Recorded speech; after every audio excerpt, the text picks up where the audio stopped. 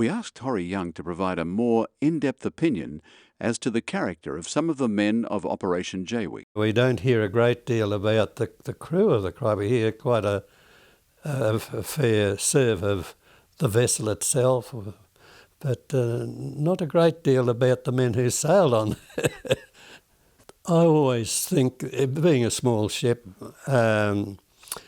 we were sort of sleeping jowl to cheek sort of thing, eating the same way, and in other words, we're extremely close contact all the time, and that you form a fairly special type of bond with those people, particularly when it sort of sinks home that each and every one of you is dependent upon the other for their salvation and survival. And so that tends to cement the relationship further, I always think anyway. And I tend to see those fellows as very young as they were. I think, some of them should have still been at school. But nevertheless, I think them as being some of the finest people that I've ever had the pleasure of knowing and working with, really. It's so sad that so few of them are alive today, unfortunately. And it grieves me to note that some post-war people who claim to be war historians have seen fit to make statements and claims that I have no recollection of. And being a very small ship and a fairly senior member of the crew, there would be nothing on that ship that would take place that I wouldn't get to know about. So I feel that I'm fairly well qualified to record what actually transpired on the vessel.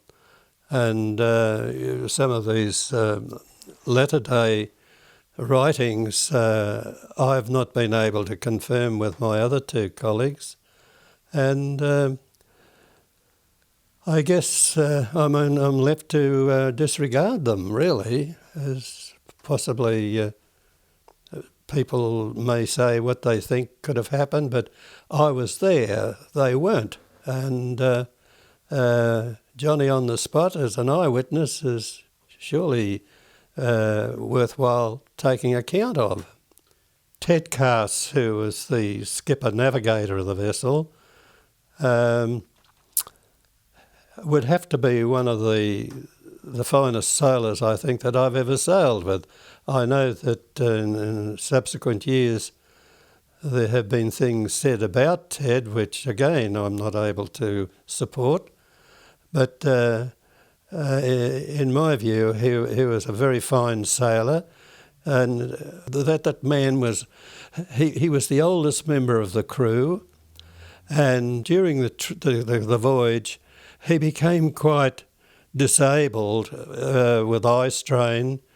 His eyes were like red meat sort of thing, and he suffered also from fluid on his elbows. He had huge lumps of fluid on his elbows, which were extremely painful, but never once did I ever hear him complain.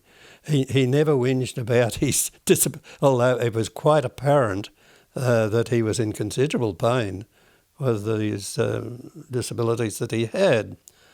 And yet he was the man who, after the canoeists were dropped, the ship became quite a worry to keep floating. You've lost half the crew, you've lost virtually half your firepower, even though our firepower might have been limited to Brin guns and Owen guns, and but still half the firepower have been taken away from you.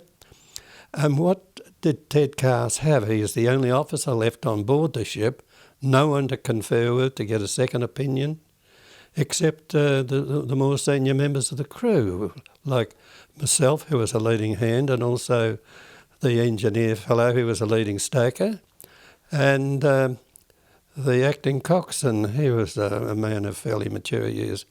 but he wasn't commissioned. And the radio man was a specialist in his field, although everyone has to do the basic military training. I was no Green Beret hand or commander, as the saying goes. The engineer, he's a specialist in the engineering side. He's not a combat. He's not a 9th Divi soldier with combat experience. And the sick berth attendant, of course, under the Geneva Accord, is not permitted to carry weapons. So, and what's left? A couple of very young boys with very, very limited service. Not much, very thin on the ground. And yet Ted was able to navigate that ship safely across busy sea lanes towards the coast of Borneo and steam up and down the coast of Borneo in very, very shallow water, which required a fairly specialised navigation because he was so close inshore that a few times he bumped on the bottom. He was so close inshore, but the theory was, of course, that any ship enemy ship that came to look at us couldn't approach us because of that fact. They had to be about the same size as ourselves. And we may have been able to survive an encounter that way, but these were some of the tactics that he had to employ. And I said, there was prolific quantities of sampans and steaming around the place all the time, and yet he had to, an aircraft flying overhead, I said he had to take account of all of that in keeping the vessel safe and secure so as he could return and pick up the canoe parties. I said if Ted had lost Krait, that would have been the stone end of the operation. And so he did have quite an important part to play, and in my firm opinion, he played it very well indeed. There's some suggestion about this reluctance to return for the second trip. I don't believe that happened. In my humble opinion, Ted was most concerned when the other parties had missed the rendezvous and had not shown up, and even though Lyons had instructed him, and I was within earshot when Lyons issued a directive to Ted as he was going over the side to go ashore at Panjang Island. Ted, if we're not back by the rendezvous date, you are to take Krait back to Australia. Ted disobeyed that order and he came back the second time, but he came back of his own accord. He didn't need any prompting or help from anybody else. So in my view, he was a top sailor. And that view is also supported by a number of his fellow officers that I've spoken to in post-war years. They had quite a high regard for Ted. Horrie, were other criticisms levelled at Ted Cass? Well, there were criticisms that Ted used to drink a bit, but show me the sailor that doesn't drink. That's about all he's got when his ship comes in, is to go ashore and find the nearest hotel and drown his sorrows. In other words, get a good clean drink of grog. And so he's no different to any other sailor. Did he drink on board Krait during the mission? No, I never saw any drinking on the Krait. The only time I saw alcohol being used on Krait was after the event when we'd picked all the crew out the canoeists up and we were sailing on our return voyage back to Australia. And at one point, one evening, Major Lyons cleared lower deck, brought all the crew forward and said, "Bring your pannikins with you."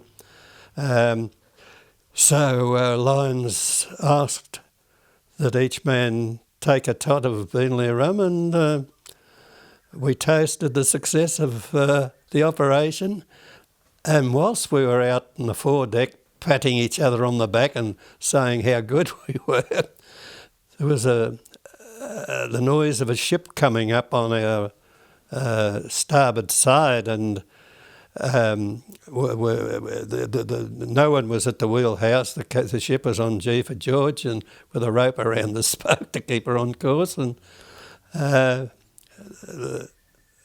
this huge merchant ship, riding very high out of the water, came bearing down on us at a great rate, and came across our bows maybe less than a quarter of a mile away. And she was riding very high because we could see and hear her props thrashing the water. And Lyon's famous words were, "Well, there you are, fellows. You can see that you can't let your guard down or relax for 1 minute." And so he said, "It's all back to normal now, and your workstations, and there'll be no more celebrations until we get back to Australia." So that put paid to the party, and we just resumed our watchkeeping.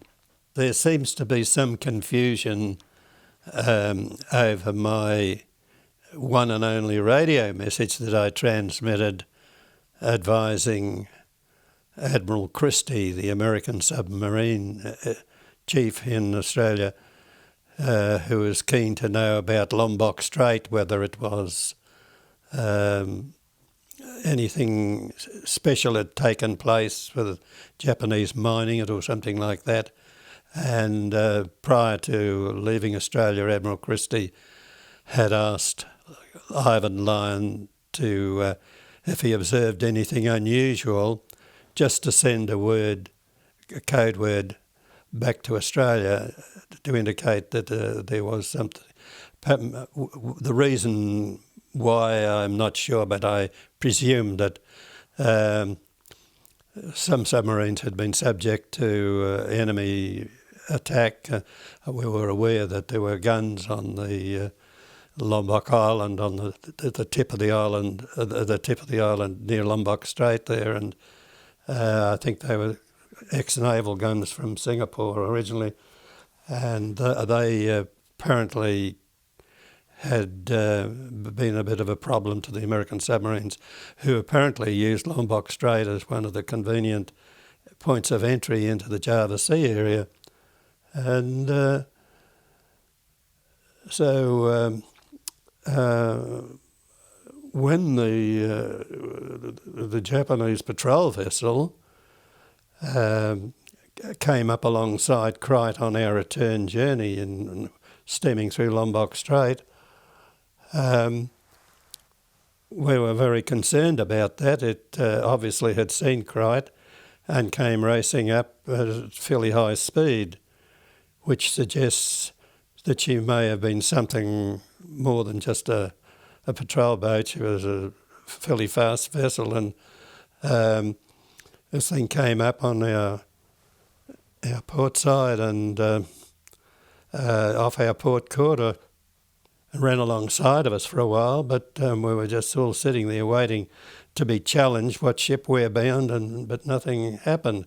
But we could see them on the bridge looking at us, and we were certainly looking at them.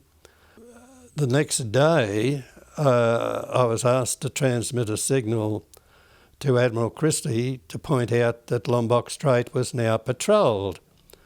And it was basically an enemy report.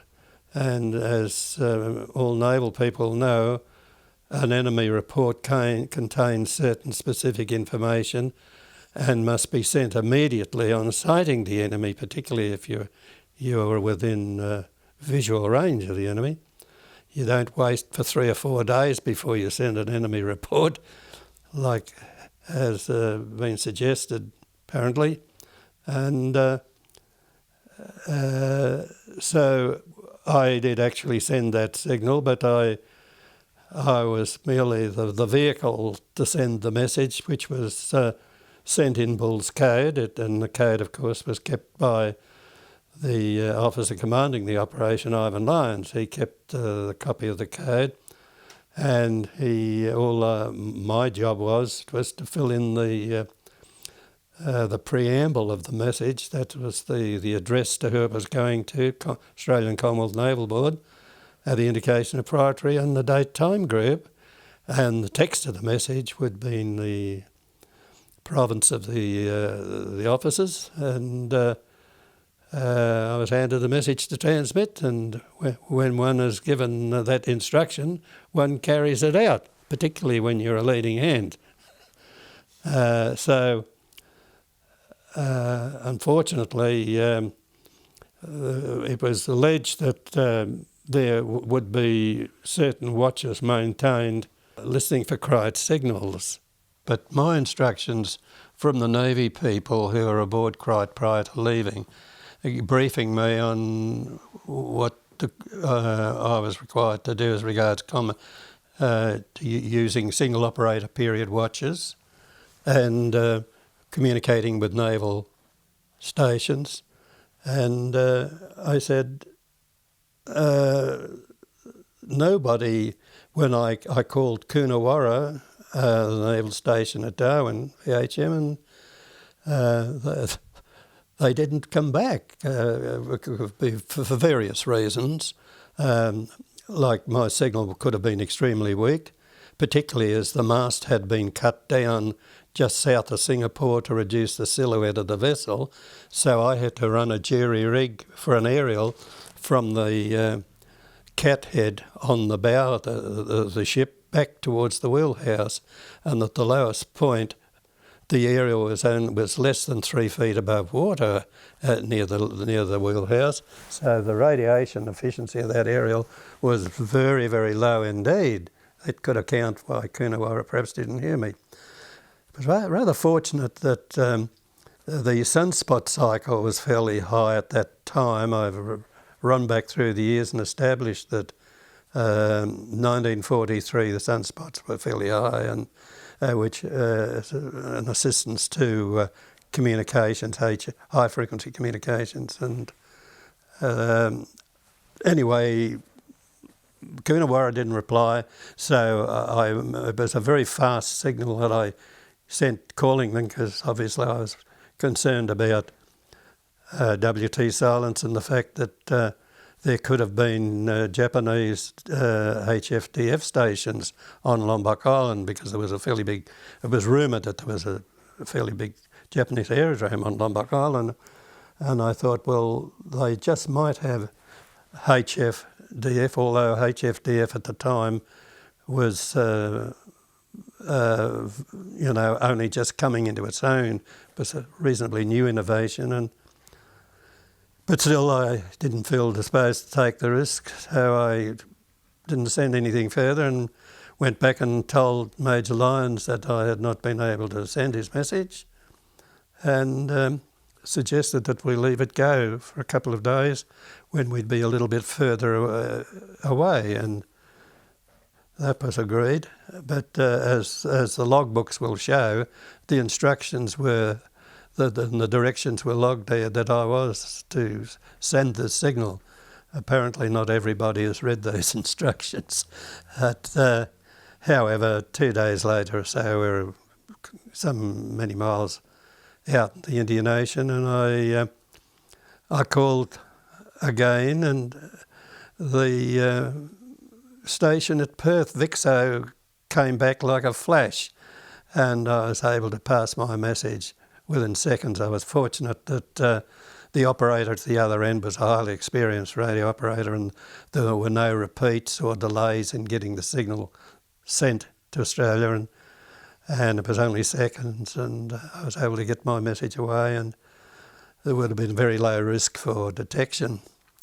The text of the message was simply, mission completed, stop for Admiral Christie, Lombok now patrolled, ETA Exmouth. I think it was the 18th of October, if I remember rightly, ends. That was the message. I heard it's been suggested that Ivan Lyon was gay. Would you like to comment on that? Oh, he was very, very fond of his wife, and of course his wife had just had a small baby virtually months previously, and had been captured by the Japanese, heading to India, where she was trying to join her husband with a new baby.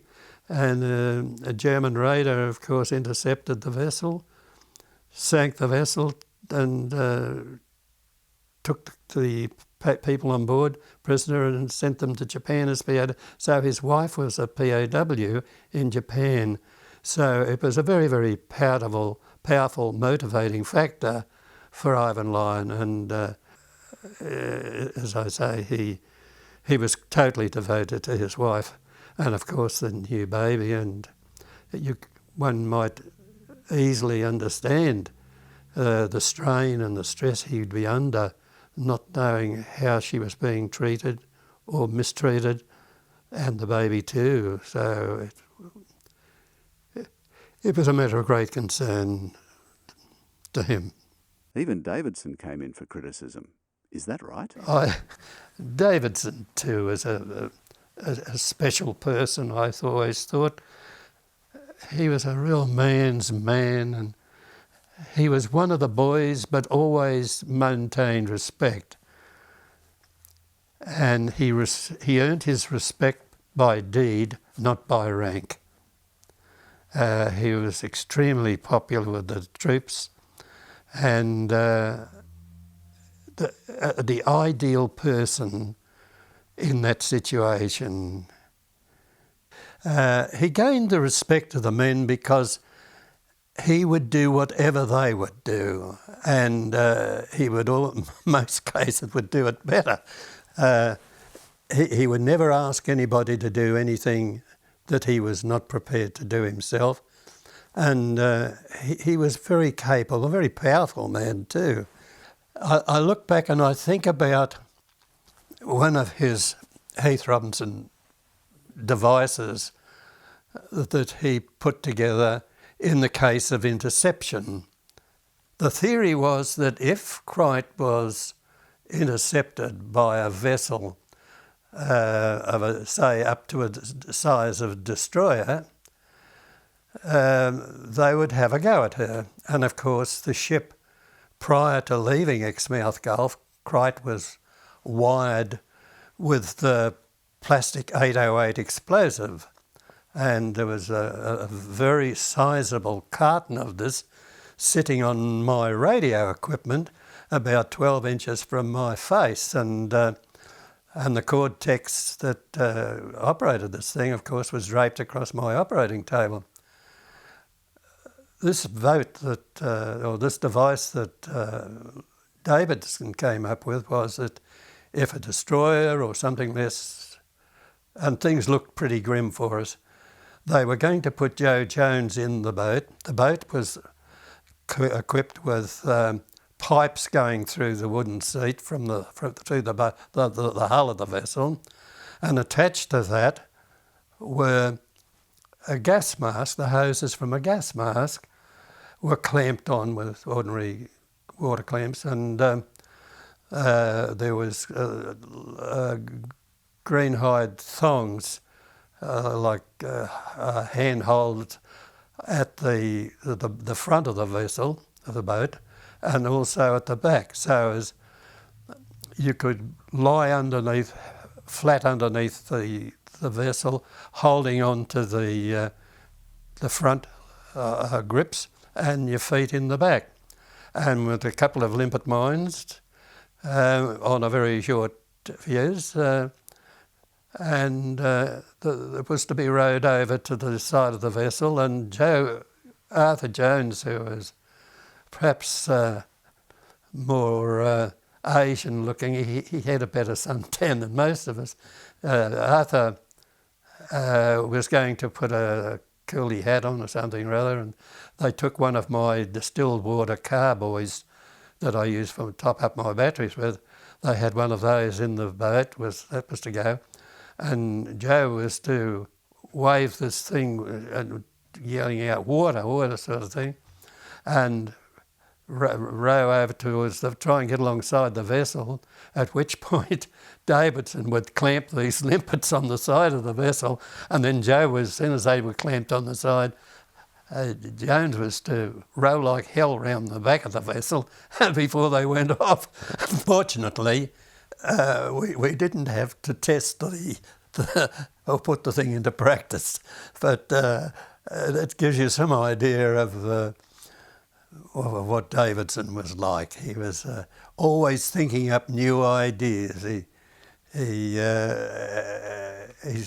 Another of his famous tricks, he would lie on a branch of a tree over a path, particularly at the house on the hill in Cairns, which was an SRDZ advanced base, and there was a terrible lot of undergrowth and jungle and what have you there, and these paths were cut through the jungle, and of course troops that were bivouacked at the house on the hill would be inclined to walk underneath these underneath these boughs, and Davidson would lie like a python on the bough, and as the poor devil walked underneath, he would drop on the top of them and put a headlock on them, and with his stiletto at their throat, and we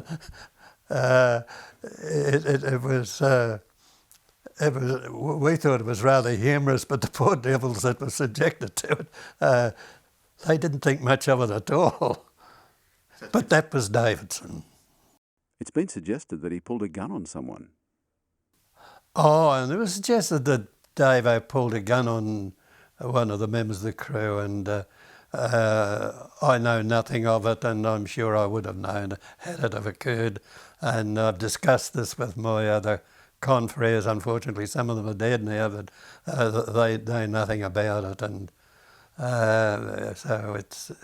I think it would be reasonably safe to say that it didn't happen, and I suppose I'd be entitled to reach that conclusion because I was there, and there's nothing on that ship that would take place that I wouldn't know about. Horrie, tell me about the type of discipline applied by Ted Cass when he was in charge, meaning while the canoe parties were away. It's been suggested that Cass was a bit hard on the crew. I'm not able to associate myself with that sort of comment because my personal observations, and there were many of Krait, he was patient with the crew. He would explain things to them and advise them, and he could read the weather like better than any Met expert that I've known. If he said there was a blow coming, you can be sure there would be a blow coming. And he was able to read the weather so well. And I well recall him showing some of the members of the crew how to use the sextant and things like that, that he was so patient and eager to explain seamanship to the troops. He did have to point out when he was the sole officer on board, and even myself as the radio man had to close down part of my radio watches and take on normal lookout duties, and we were working 12-hour shifts, as it were, and the crew were very tired and worn out, sort of thing, and perhaps were not quite as particular as they might have been with the cleaning of their arms. He did address the crew and say, be sure whatever you do to maintain your arms in impeccable condition, make sure there's no rust, and you keep it clean and well oiled, and because that's really, this could save your life. Make sure that your arms are maintained thoroughly. But I never ever heard him admonish anybody. He was seen to be so understanding, you know, and he had so many things that were pluses in my view. For instance, just himself on board and his motley crew that was left, he didn't stop him from pulling Krait up in the middle of a busy sea lane, and well, all the lanes up there were fairly busy, but pull Krait up and put our boat over the side, our little boat over the side, and asked a couple of the boys to go over the side with a couple of scrapers and scrape some of the weed off to give us another half a knot of speed or something like that. So, that he was pretty indifferent about the Japanese, I suppose.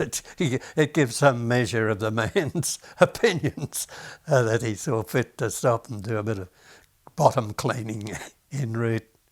But discipline was maintained. The decree that we weren't allowed to smoke was not terribly well received, and Ivan Lyons was smart enough to realise that was not a very good instruction, and because everybody smoked on board, and he wisely waived that one and said they could smoke out on the open deck during daylight hours, but not at night, which is common sense. They wanted to smoke at night, they had to go down below or underneath the canopy, aft canopy. There was occasion when one of our fellows on lookout, who happened to be sitting on the cross trees doing lookout duties, and a strong gust of wind took the towel that he had around his neck to keep the sun off his neck, and a straw hat blew over the side, and of course he had to report that, and Lyons was not very happy about that, so we had to turn the ship around and retrace our steps about a mile, and fortunately the towel and the hat was still afloat, so they were retrieved.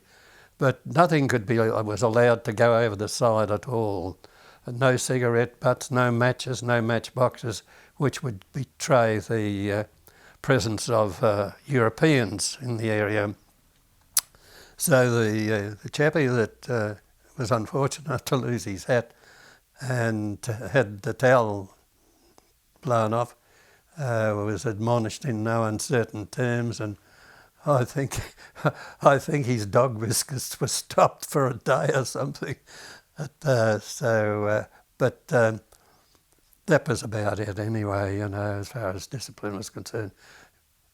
I've heard it said that one poor devil was detected asleep on watch and was given similar treatment, but there was nothing terribly serious, really.